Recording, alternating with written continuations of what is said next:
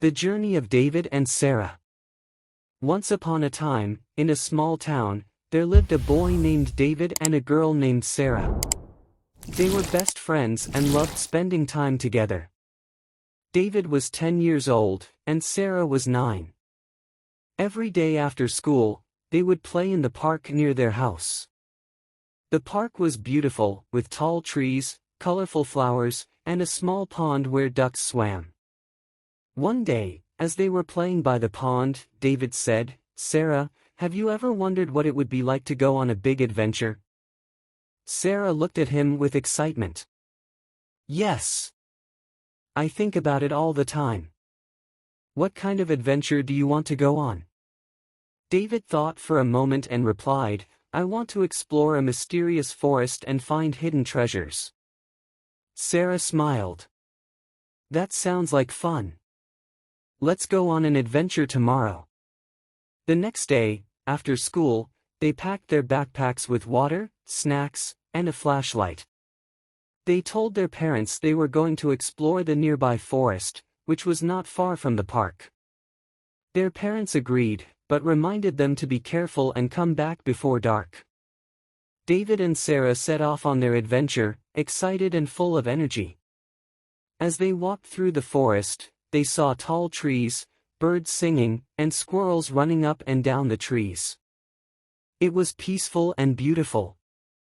"This forest is so big," Sarah said, looking around. "Do you think we'll find any treasure?" David smiled. "Maybe. But the real treasure is the adventure itself." They continued walking until they reached a small stream. The water was clear, and they could see fish swimming. "Let's rest here for a while," David suggested. They sat by the stream, ate some snacks, and talked about all the things they might find in the forest. After resting, they crossed the stream by stepping on the rocks. On the other side, they noticed a strange path that led deeper into the forest. "Should we follow this path?" Sarah asked. David nodded. "Yes. This could lead to something exciting." They followed the path, which twisted and turned through the trees. After a while, they reached a clearing. In the middle of the clearing was an old, abandoned house. It looked mysterious and a little scary. "Wow! Look at that house!" Sarah exclaimed. "Do you think anyone lives there?" David shook his head. "I don't think so. It looks like no one has been here for a long time. Let's go check it out." They walked cautiously towards the house. The door was slightly open, so they peeked inside. The house was empty, but there were old furniture and some broken windows. It was dusty, and spiderwebs hung in the corners. "This place is creepy," Sarah said, shivering a little. "But it's also cool." David agreed. "I wonder who lived here. Maybe it was someone who loved adventures like us." They explored the house, looking at the old furniture and imagining what it was like to live there. In one room, they found a small chest. "Look! A treasure chest!" David said excitedly. They opened the chest and found some old coins and a few shiny stones. "This must be the treasure," Sarah exclaimed, holding up one of the coins. "It's not gold, but it's still treasure." David laughed. "We did it. We found treasure on our adventure." They took a few coins and stones as souvenirs and decided it was time to head back home. As they walked back through the forest, the sun started to set. The sky turned orange and pink, and the birds sang their evening songs. "This was the best adventure ever," Sarah said, smiling. David nodded. "Yes, and we even found treasure." When they got home, they told their parents all about their adventure in the forest and showed them the coins and stones they found. Their parents were happy that they had fun and reminded them how important it was to stay safe. From that day on, David and Sarah went on many more adventures together. Sometimes they explored new places, and sometimes they just played in the park. But no matter where they went, they always had fun and learned something new. And as they grew older, they never forgot the magic of their childhood adventures and the joy of exploring the world with a good friend by their side. The lesson. This story teaches us the value of friendship, curiosity, and adventure. David and Sarah's journey shows that even the simplest adventure can be exciting when you have a friend with you. They learned that the real treasure was not the coins or stones they found but the memories they created and the fun they had together. The Lost Necklace. Once upon a time, in a small village by the sea, there lived a girl named Maria. She was 12 years old, with brown hair and bright blue eyes. Maria was known for her kind heart and helpful nature. She lived with her mother, father, and younger brother, Antonio. Her father was a fisherman, and her mother took care of their small house. Every day, Maria helped her mother with chores around the house. She swept the floors, washed dishes, and sometimes helped prepare meals. In the afternoons, she liked to walk by the beach, collecting seashells and watching the waves crash on the shore. She dreamed of exploring the world beyond the village one day, but for now, she was happy in her small seaside home. One sunny afternoon, while walking along the beach, Maria found a beautiful necklace in the sand. It had a golden chain and a sparkling blue stone in the middle. The necklace looked valuable, and Maria knew it didn't belong to her. She looked around, but there was no one else on the beach. I wonder who lost this necklace, Maria thought to herself. I should try to find the owner. She carefully put the necklace in her pocket and decided to ask the villagers if they had lost it.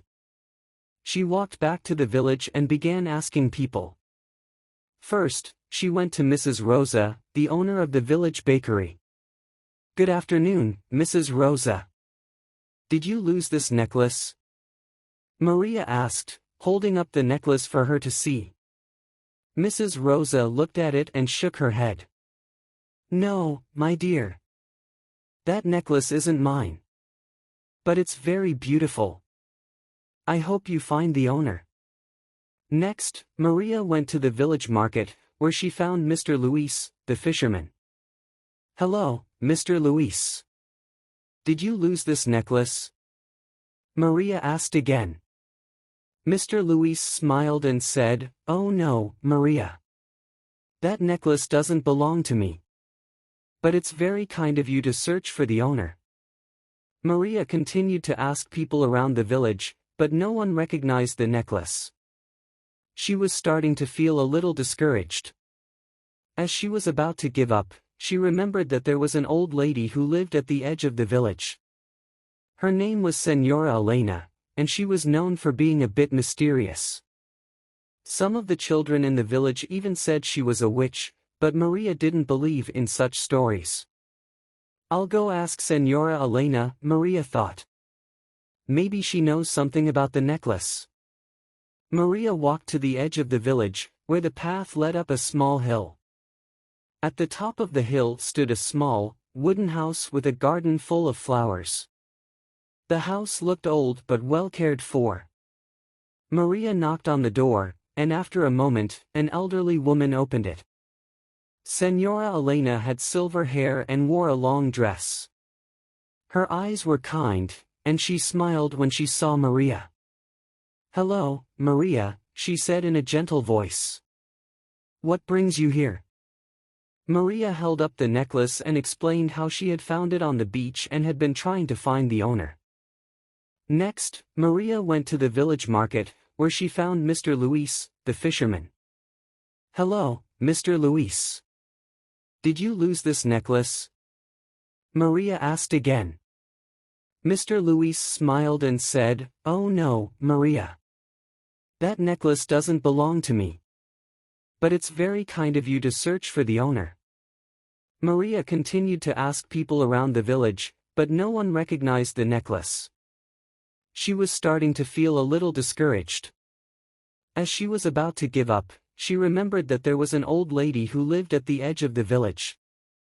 Her name was Senora Elena, and she was known for being a bit mysterious.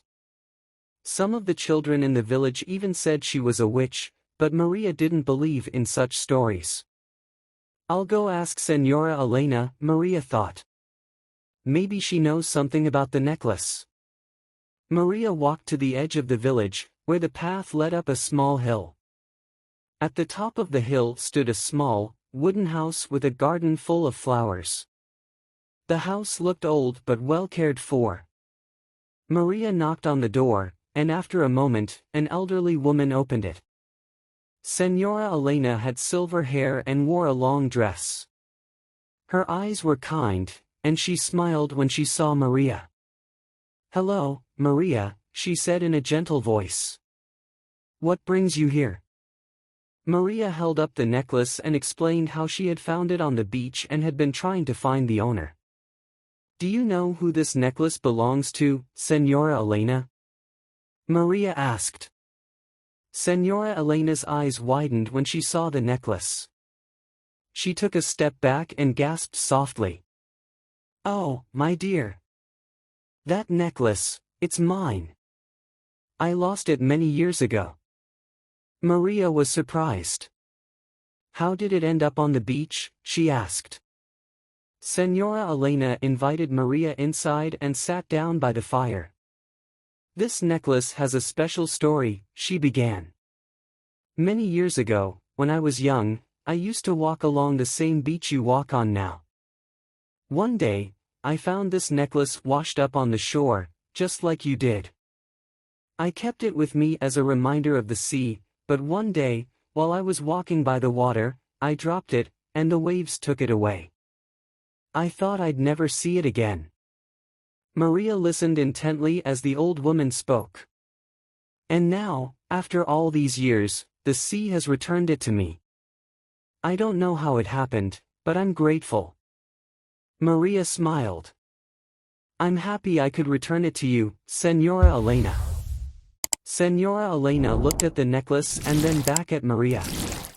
"This necklace brings good fortune to those who find it," she said softly. "You were kind enough to search for its owner and return it to me. For that, I want you to keep it." Maria was shocked. "But it's yours," she said. "I can't take it." Senora Elena shook her head and placed the necklace in Maria's hand. "You are a kind and honest girl, Maria. The necklace belongs to you now. May it bring you the same good fortune it brought me." Maria hesitated for a moment but then accepted the gift.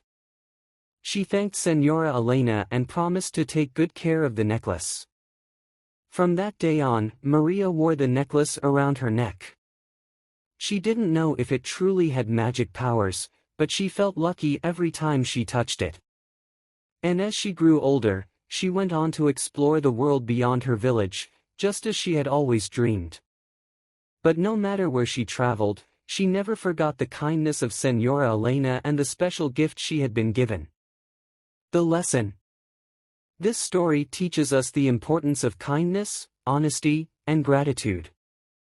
Maria's decision to return the lost necklace shows how being good to others can lead to unexpected rewards. Sometimes, the most valuable treasures are not made of gold or jewels but come from the simple acts of kindness and the connections we make with others. Maria's journey. After receiving the necklace from Senora Elena, Maria continued her life in the small village. However, something inside her began to change. The necklace reminded her of her dream to explore the world. Each time she touched the blue stone, she felt a sense of adventure calling her. Years passed, and Maria grew into a smart and confident young woman. She often helped her father with his fishing business, and people in the village admired her for her hard work and kindness. But no matter how busy she was, Maria always found time to walk along the beach. She loved the sea and often wondered what lay beyond the horizon. One day, a large ship arrived at the village port. It was a trading ship, and it came from a distant land. The villagers gathered at the shore to watch the ship dock, and Maria was among them.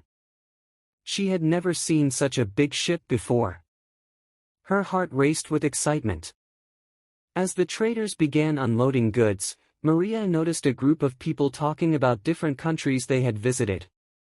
They spoke of places with tall mountains, vast deserts, and cities full of people. Maria listened carefully, fascinated by their stories. That evening, she returned home and spoke to her family.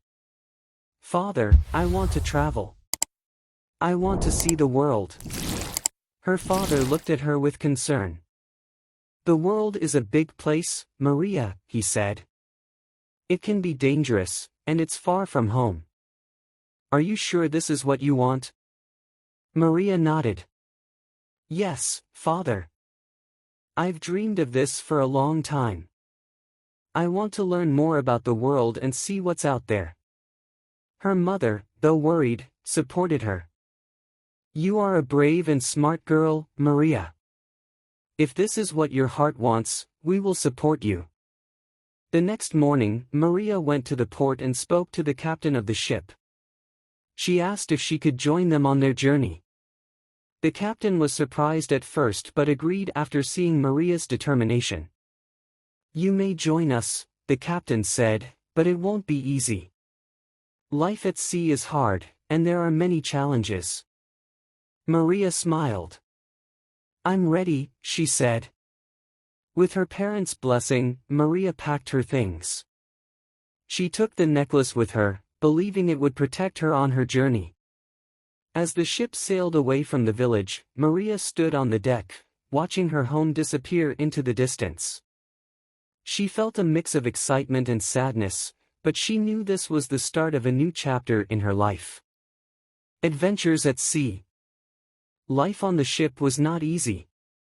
Maria had to wake up early every morning to help with the work. She cleaned the decks, helped prepare meals, and learned how to navigate using the stars. The sailors were kind to her, and they taught her many things about the sea.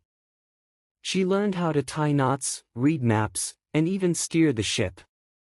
As the days turned into weeks, Maria grew stronger and more confident. She loved the feeling of the wind in her hair and the sight of the endless blue ocean. The ship visited many different ports, and Maria saw places she had only dreamed of. She explored busy markets, tasted new foods, and met people from different cultures. One day, while the ship was sailing through a calm sea, a great storm appeared on the horizon. The sky turned dark, and the waves grew taller and fiercer. The captain ordered everyone to prepare for the storm. Maria was scared, but she remembered the words of the sailors. "Stay calm and work together," they had told her. As the storm hit, the ship rocked violently. The waves crashed against the sides of the ship, and the wind howled like a wild animal. Maria held on tightly, helping the crew secure the sails and keep the ship steady. For hours, the storm raged, and it seemed like it would never end. Finally, after what felt like an eternity, the storm passed. The sea became calm again, and the sun appeared in the sky. The ship had survived, and so had the crew. That's it for today's listening practice. I hope you found this lesson helpful in improving your spoken English skills.